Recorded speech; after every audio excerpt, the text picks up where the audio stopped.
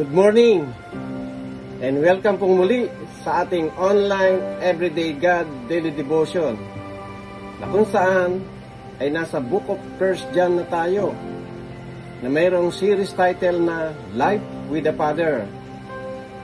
Ang text na gagamitin natin ay mababasa sa Book of 1 John chapter 1 verse 1 at nilagyan natin ito ng title na Jesus is the Word of Life. Ganito ang sinasabi ng ating text. Sumusulat kami sa inyo tungkol sa Kanya na sa simula pa ay Siya na, ang salitang nagbibigay buhay.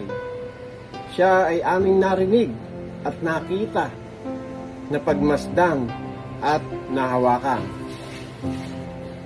Pag binalikan natin ang sinasabi sa Book of Genesis chapter 1 at sa Book of John chapter 1, makikita natin dito na nang pasimalaing likhain ng Diyos ang langit at ang lupa, ay naroon na ang salita.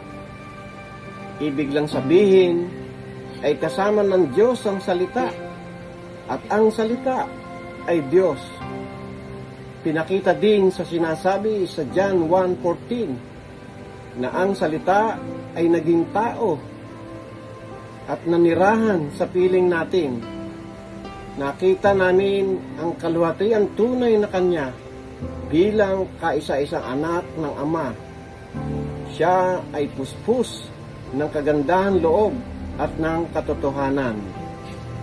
Sinasabi dito ni Apostol Juan at ng kanyang mga kasama na ang Panginoong Hesus ay kanilang nakita, napagmasdan, nahawakan at narinig na nangangaral ng magandang balita ng kaligtasan at buhay na walang hanggan.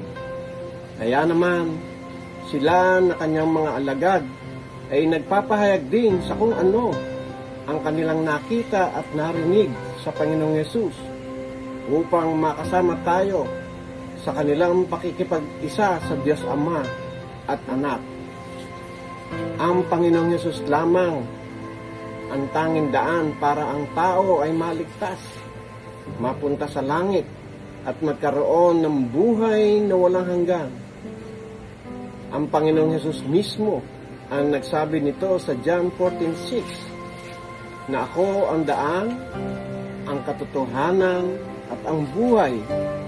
Walang makakapunta sa Ama kundi sa pamamagitan ko. Katulad ng ginawa ng kanyang mga tagasunod, gawin din natin ang kanilang ginawa na ibahagi sa ating kapwa ang magandang balita upang sila din ay magkaroon ng tamang relasyon sa pakikipag-isa sa ating Panginoong Hesus. Marami pong salamat and God bless us today and always.